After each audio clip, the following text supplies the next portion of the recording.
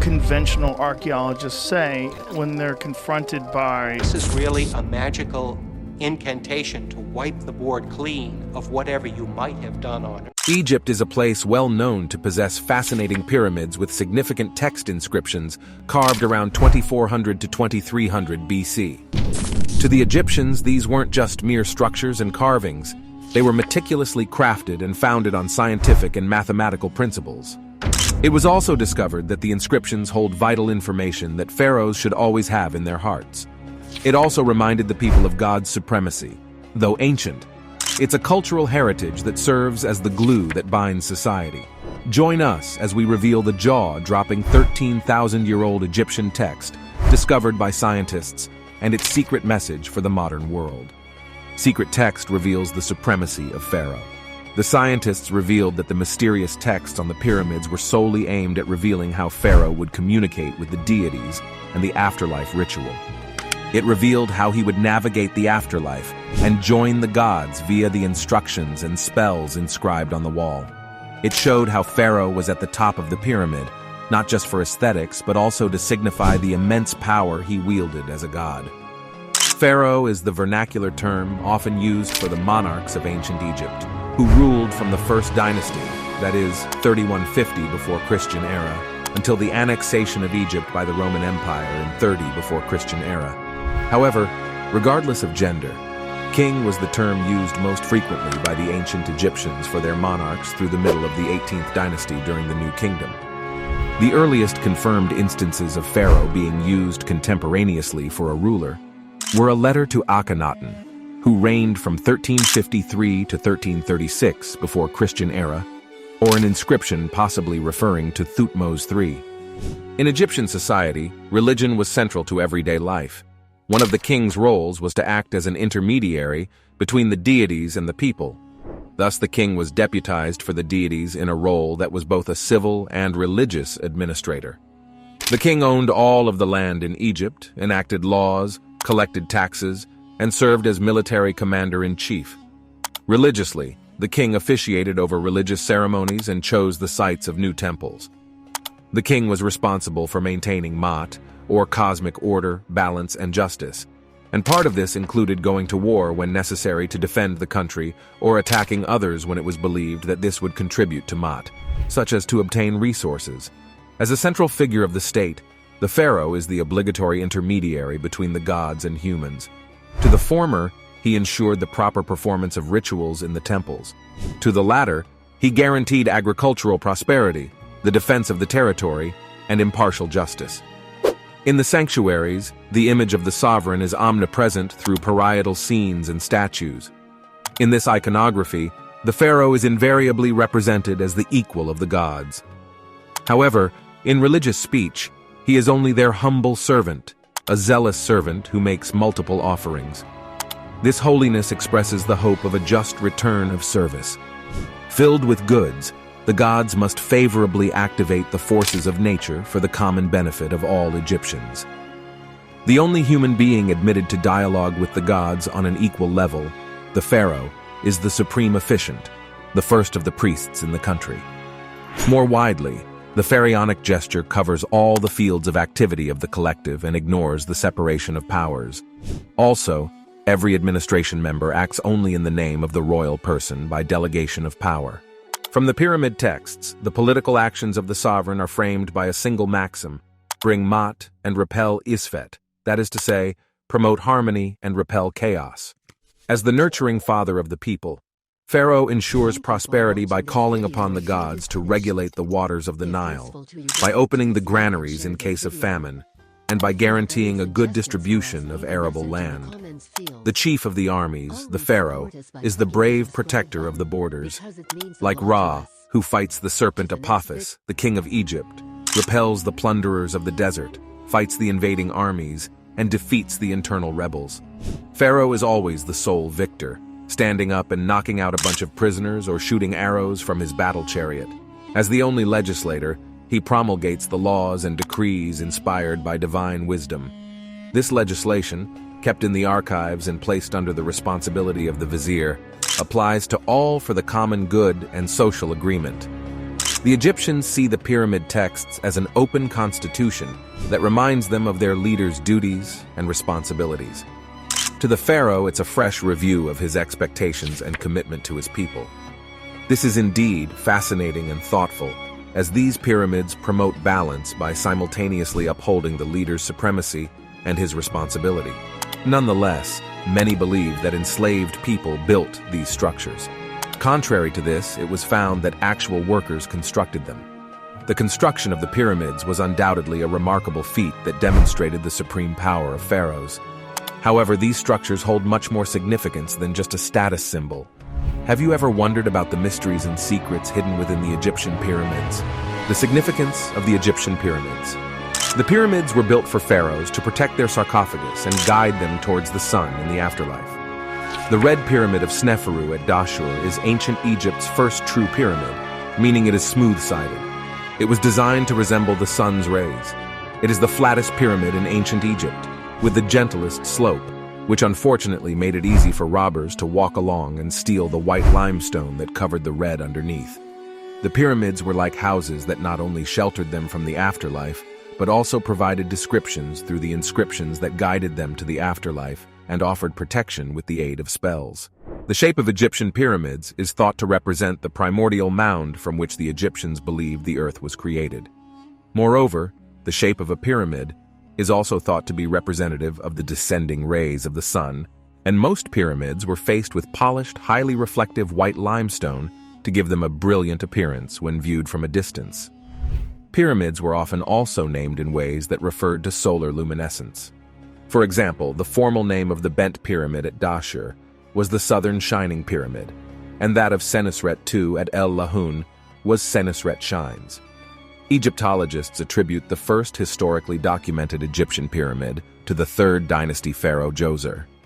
Although Egyptologists often credit his vizier Imhotep as its architect, the dynastic Egyptians themselves, contemporaneously or in numerous later dynastic writings about the character, did not credit him with either designing Djoser's pyramid or inventing stone architecture. The Pyramid of Djoser was first built as a square mastaba-like structure, which, as a rule, was known to be otherwise rectangular, and was expanded several times by way of a series of accretion layers to produce the stepped pyramid structure we see today. Egyptologists believe this design served as a gigantic stairway by which the deceased pharaoh's soul could ascend to the heavens. The name for a pyramid in Egyptian is Mir, which is written with a symbol that looks like a triangle. Mir is preceded by 3 other signs used as phonetics. The meaning of Mir needs to be clarified, as it only self-references the built object itself. By comparison, some similar architectural terms become compound words, such as the word for temple becoming a compound of the words for house and soul. It has been speculated that Mir belongs to a class of words like Jed and Ankh, which refer to objects already in existence when the Egyptian language split off from Afro-Asiatic. A typical translation of Mir is given as a high place. Mir uses the same sign, O24, by graphical analysis as Benben. The Benbenet is the mound of existence that arose from the abyss, known as a nun in the Egyptian creation myth. The relationship between Mir and Benben is further linked by the capstone architectural element of pyramids and obelisks, which was named Benbenet, the feminine form of Benben. Though other pyramids were attempted in the 3rd dynasty after Djoser, it was the 4th dynasty that transitioned from the step pyramid to the true pyramid shape, which gave rise to the great pyramids of Meidum, Dashur, and Giza. The last pharaoh of the 4th dynasty, Shepseskaf, did not build a pyramid beginning in the 5th dynasty. For various reasons, the massive scale and precision of construction decreased significantly, leaving these later pyramids smaller, less well-built, and often hastily constructed. By the end of the 6th dynasty, pyramid building had largely ended. It was only in the Middle Kingdom that large pyramids were built again, though mud brick was the main construction material instead of stone. While it is generally agreed that pyramids were burial monuments, there is continued disagreement on the particular theological principles that might have given rise to them. One suggestion is that they were designed as a type of resurrection machine.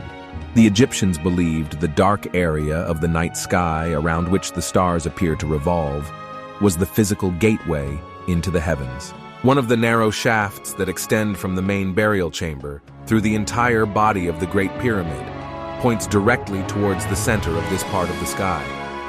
This suggests the pyramid may have been designed to magically launch the deceased pharaoh's soul directly into the abode of the gods. All Egyptian pyramids were built on the west bank of the Nile, which, as the site of the setting sun, was associated with the realm of the dead in Egyptian mythology.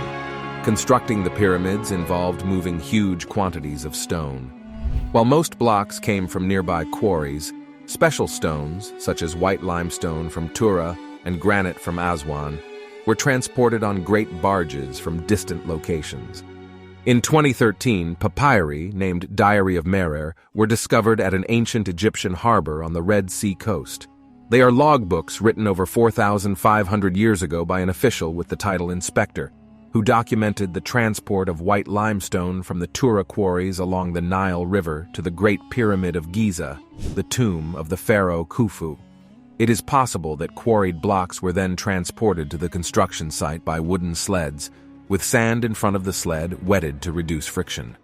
Droplets of water created bridges between the grains of sand, helping them stick together. Workers cut the stones close to the construction site, as indicated by the numerous finds of cutting tools. The finished blocks were placed on the pre-prepared foundations. The foundations were leveled using a rough square level, water trenches, and experienced surveyors. The pyramids of ancient Egypt are not the only wonders that have left researchers and archaeologists in awe. The famous Book of the Dead is another mystery that has intrigued the world for centuries.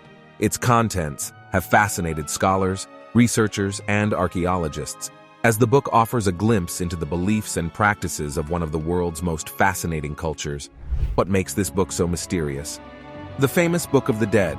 Although the pyramid texts were initially intended for those with power, their use extended to the common men of Egyptian society, leading to the advent of the famous Book of the Dead. The commoners used this to send their loved ones to the afterlife. The Book of the Dead is an ancient Egyptian funerary text, generally written on papyrus. It was used from the beginning of the New Kingdom, around 1550 BC to around 50 BC.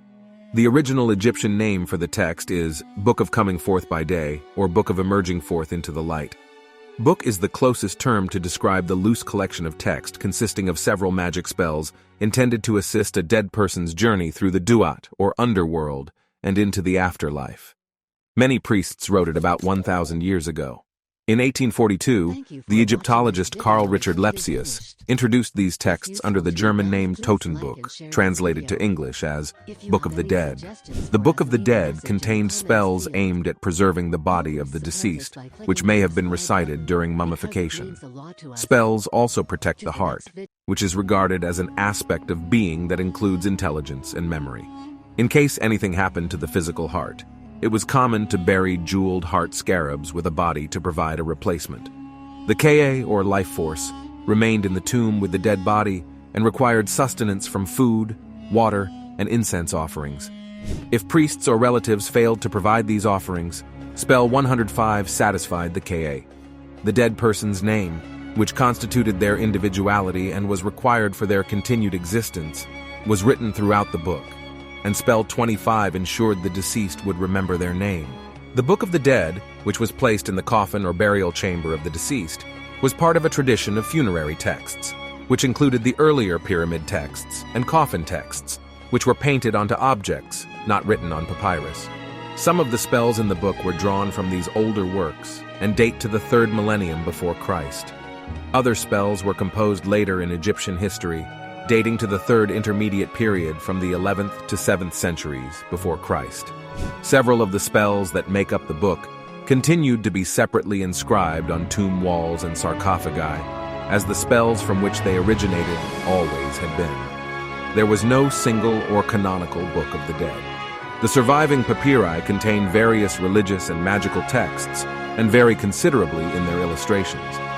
Some people seem to have commissioned copies of the Book of the Dead, perhaps choosing the spells they thought most vital in their progression to the afterlife. The Book of the Dead was most commonly written in hieroglyphic or hieratic script on a papyrus scroll, and often illustrated with vignettes depicting the deceased and their journey into the afterlife. The finest example of the Egyptians in antiquity is the papyrus of Ani. Ani was an Egyptian scribe. It was discovered in Luxor in 1888 by Egyptians trading in illegal antiquities. It was acquired by E.A. Wallace Budge, as described in his autobiography By Nile and Tigris, in 1888, and was taken to the British Museum, where it remains. The path to the afterlife, as laid out in the Book of the Dead, was difficult. The deceased was required to pass a series of gates, caverns, and mounds guarded by supernatural creatures.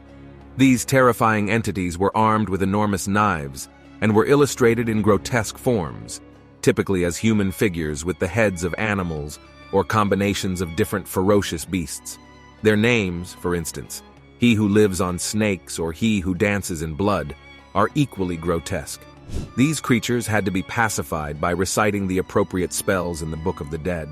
Once pacified, they posed no further threat, and could even extend their protection to the dead person. Another breed of supernatural creature was slaughterers who killed the unrighteous on behalf of Osiris. The Book of the Dead equipped its owner to escape their attention. Along with these supernatural entities, there were threats from natural or supernatural animals, including crocodiles, snakes, and beetles. The deceased's first task was to correctly address each of the 42 assessors of Maat by name, while reciting the sins they did not commit during their lifetime. This process allowed the dead to demonstrate that they knew each of the judges' names, or Ren, and established that they were pure and free of sin. If all the obstacles of the duat could be negotiated, the deceased would be judged in the weighing of the heart ritual, depicted in spell 125. The deceased was led by the god Anubis into the presence of Osiris. There, the dead person swore that he had not committed any sin from a list of 42 sins, reciting a text known as the Negative Confession. Then, the dead person's heart was weighed on a pair of scales against the goddess Maat, who embodied truth and justice. Maat was often represented by an ostrich feather, the hieroglyphic sign for her name. At this point, there was a risk that the deceased's heart would bear witness, owning up to sins committed in life. Spell 30b guarded against this eventuality. If the scales are balanced, this means the deceased has led a good life. Anubis would take them to Osiris, and they would find their place in the afterlife, becoming Ma there, meaning vindicated or true of voice. If the heart was out of balance with Maat, then another fearsome beast called Ammit, the devourer, stood ready to eat it and put the dead person's afterlife to an early and rather unpleasant end. This scene is remarkable for its vividness and is one of the few parts of the Book of the Dead with any explicit moral content. The judgment of the dead and the negative confession represented the conventional moral code that governed Egyptian society. For every negative confession, it is possible to read an unexpressed warning that shows prohibition. While the 10 Commandments of Jewish and Christian ethics are rules of conduct laid down by a perceived divine revelation, the negative confession is more a divine enforcement of everyday morality. Views differ among Egyptologists about how far the negative confession represents a moral absolute, with ethical purity being necessary for progress to the afterlife. John Taylor points out that the wording of spells 30b and 125 suggests a pragmatic approach to morality. By preventing the heart from contradicting him with inconvenient truths, it seems that the deceased could enter the afterlife even if their life had not been entirely pure. Ogden Golet says that without an exemplary and moral existence, there was no hope for a successful afterlife, while Geraldine Pinch suggests that the negative confession is essentially similar to the spells protecting from demons, and that the success of the weighing of the heart depended on the mystical knowledge of the true names of the judges rather than on the deceased's moral behavior. In addition to the Book of the Dead, the Kish Tablet also contains inscriptions from ancient times, representing a remarkable history that was once thought to have been lost to the wheel of time. The inscriptions on the Kish Tablet provide valuable insights into our ancestors' beliefs, customs, and way of life. So, what exactly is inscribed on the Kish Tablet? And what secrets does it hold? The exclusive Kish Tablet.